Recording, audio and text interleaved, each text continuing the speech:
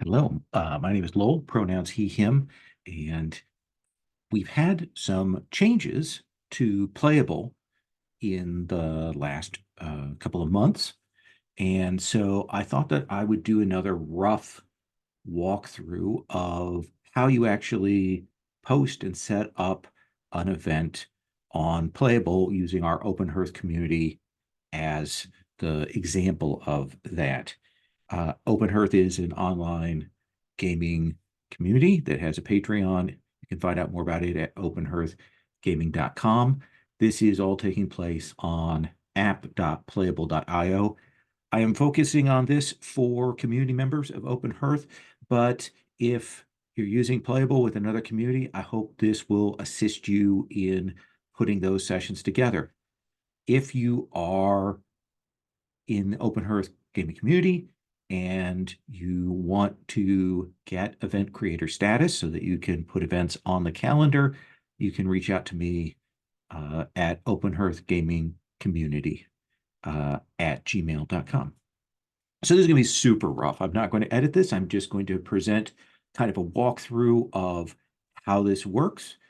My mic is off to this side. My other screen is off to here, so you may have that audio switch as I go through this, but I'm trying to be as clear as I can. So a lot of this is going to be me now doing screen share, looking at the Playable interface and walking you through that. So let's get that started. So here we are on the Open Hearth page for the community for Playable here. And we're going to be putting together an event to show you how to get that set up. Obviously, one of the things is in the community, you have to be set at creator status to have the rights to create an event. Now, I'm using the term event, but we actually mean game and game sessions because as Playable stands right now, event is actually a different thing. Event refers to mini conventions and special events that are in their own, let's say, box that is included under a community. So if you want to set up a game, the first thing you're going to do is at this front community page, you'll see up at the top, it says communities, games, events. We're at the community page. So we're going to go to games and we're going to go down here and go to create new. So we go to create new, and this is assuming you're in a particular community. Your community should be up there at the top, should show that there. So there are a number of things that are absolutely required. First of all, if we walk down through here, we've got the game title. So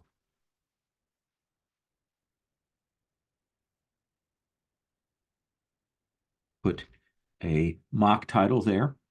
And it's often a good idea to put the system in the title, even if you have a kind of descriptive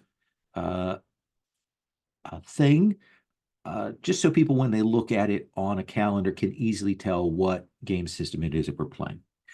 Now, the second thing is we'll put your system in here. There is a drop down with a list of games. It's fairly incomplete right now. That can be edited on GitHub. That's not something I'm cognizant of or skilled in. So I've kind of just put these games in as they occur to me. So we put a game system in there. The next thing is the player count. The player count is the number of players that you want to have signing up.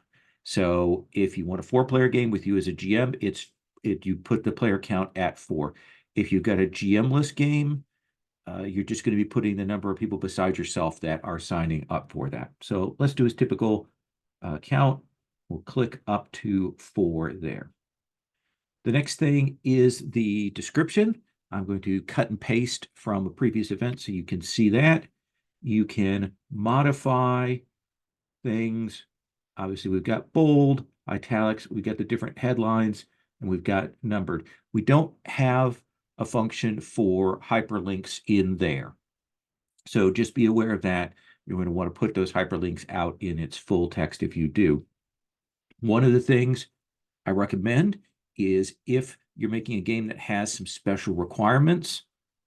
For example, this game is only for new players, or this game is initially open to people who played in a previous series with it.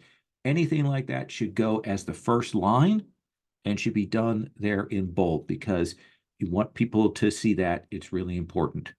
After that, you're going to generally give a summary of what the game is.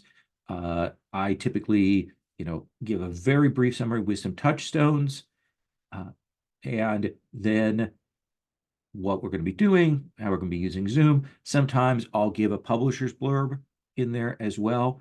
Sometimes I'll give a little more of the premise. One of the things that I suggest is that you keep these brief. People will generally not read all of the description from a game because they'll see the system, they'll maybe read the first few paragraphs, they'll know they want to play, and they'll sign up for it. So don't spend too much time building an elaborate set of descriptions there.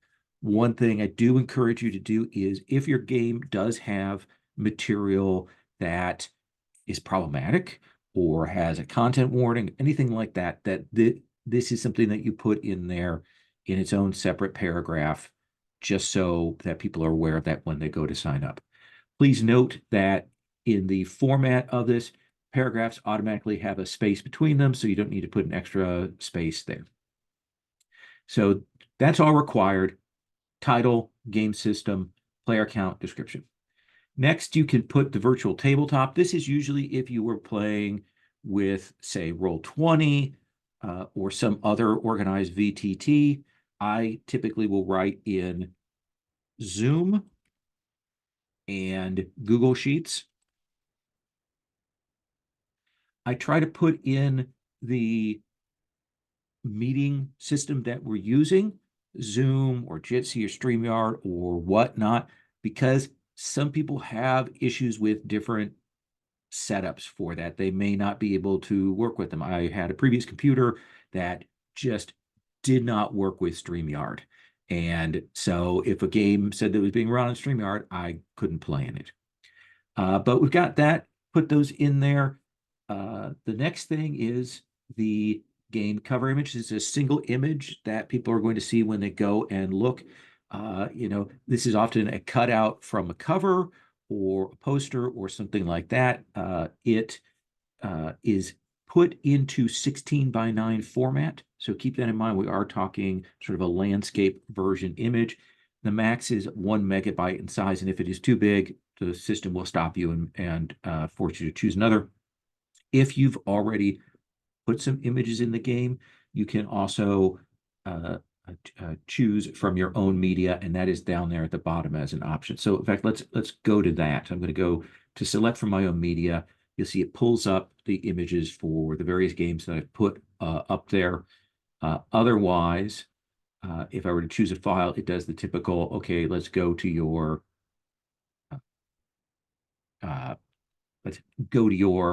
computer's material, lost my words there, and choose the event picture from there. But let's check from our media, pull up this one for that. Next thing is there are two checkboxes. One is this game may be recorded, and the next one is this game will use safety tools. For at least our community, for Open Hearth, all games have to use a layered set of safety tools. So we always keep this as a checkbox. There is a link here if you want to see more details about safety tools. If it's not something that you've had an experience with, that's a link to follow that.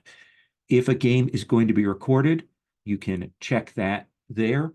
I would recommend that you also mention that you plan to record the game early in your event description, because sometimes people will overlook the fact that you've marked it as going to be recorded. In our community, we ask that you always have affirmative permission from players to record a particular session or record a particular series of games. And even once you've kind of confirmed that, at the end of any particular session, you check in with the players and make sure that they are okay with uploading that session. Or maybe there's some material that they need to edit out. Perhaps they've said some personal names or things like that, information they don't want out there. We had that just a week ago, and I went back and trimmed out that section, and the players were okay with me posting that video. So once we've got all the basics set up here on this page, we now click to next. And this gets us to the second half. So again, you see your community up there at the top.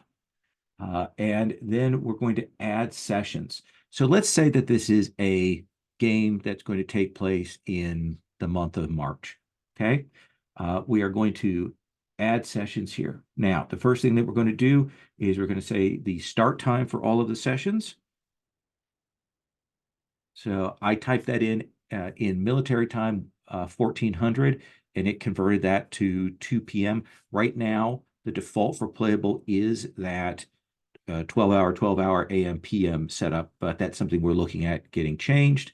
And then you're going to put an end time.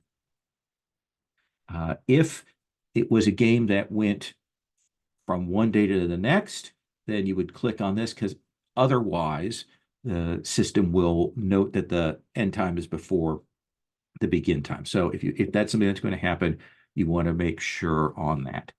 So we go here, got a 2-hour window.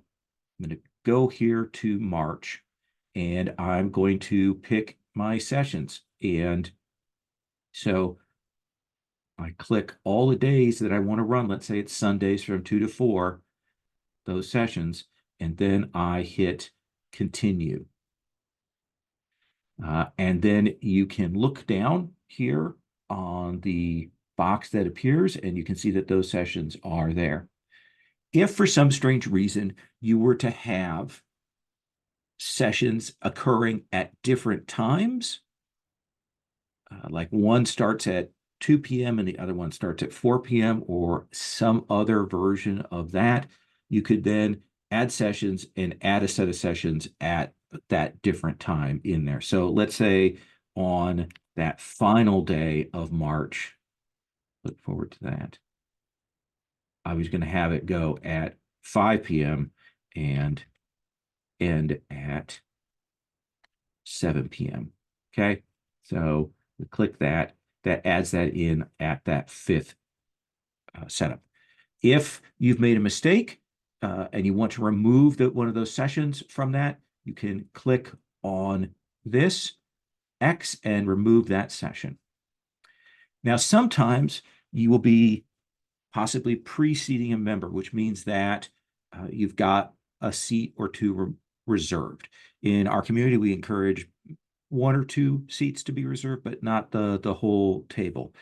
And we often do that if a player has requested a particular game, and then this GM is posting it, and like someone has said, oh, I really want to play Hearts of Wulin, so when I go to set up the game, I will pre-seat them. The way that works is once you've got this set up, we're going to pre-seat a member, and so you pull up this search, and you will hit the search on it.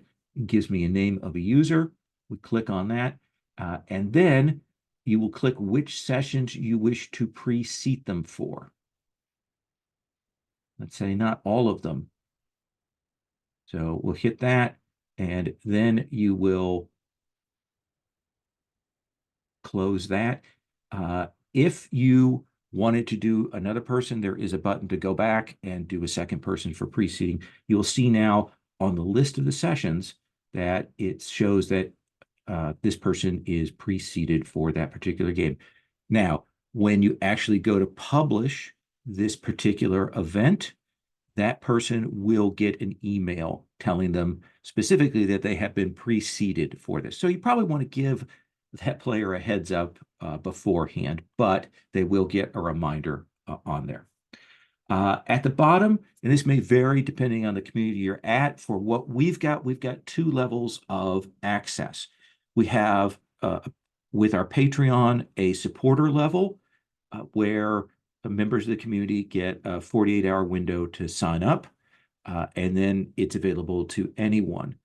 So within the community, you would check this supporter, and that sets it at that. And then we've got the default, which is the all member access. As soon as that window is finished for the supporter, the all member access, meaning anyone who is a member of the community, can sign up for that game. If you were doing a game that you're just aiming at new members in Open Hearth, then you would leave that unchecked and would just leave it at all member access. You would then hit save, and that would create the event. So that would put it out there, it would publish it, and people could then go to the community and search for that. Now, let me go to manage games here. If you need to make changes to a particular game for whatever reason, you go to games, manage, and then you select the particular game that you are doing. Uh, if you are an event creator, you will see that one of the things that you have set for yourself is you do have visuals of all the games that you've created going forward and in the past. That includes ones that have been canceled. It keeps a record of those various sections. Now, within that, let's take a look at here. Let's grab this Tomorrow City one. So when I click on that for my visual side, I'm going to see the people's signed up and the various emails there. It gives all of the briefing on that. Now, and also you can scroll down to see what you wrote originally. You do have some additional tools that you can use if you want to put some more information on there. Let's say you wanted to put some resources or links or text or background for the players that they should have before the session. Then you would go to this page, additional info, and the first thing that you'll do is you'll hit add section. And if you kind of look down off to the right-hand side, you'll see that it tells us, okay, do I want a full page section or do I want a half page section? You put the title, and I put just more info, and then you could put text in here. Again, like with the other part of this, links have to be spelled out. But we would do that, and then we've got this section there. We hit save info, that establishes it. If you wanted another half section, like let's say you wanted 2 parallel columns, you would do that, hit the add section, put this here, and we would again save the info. And then this is something that players can look at for that kind of additional information. Now, the other options that you have, the other set of tools that you have available to you is this manage button up at the top. After overview, additional information, we've got manage. Manage allows you to modify the game as it stands. For example, let's say that circumstances have changed and you're not going to be able to run. After you've informed any players that have signed up, you would go here to cancel the game. It will give you a warning, but then when you hit delete, that will cancel it. The other thing you could do is you can edit the description, which is the basics that you set earlier on. You could also edit the game details, the game title, game system, player count, virtual tabletop.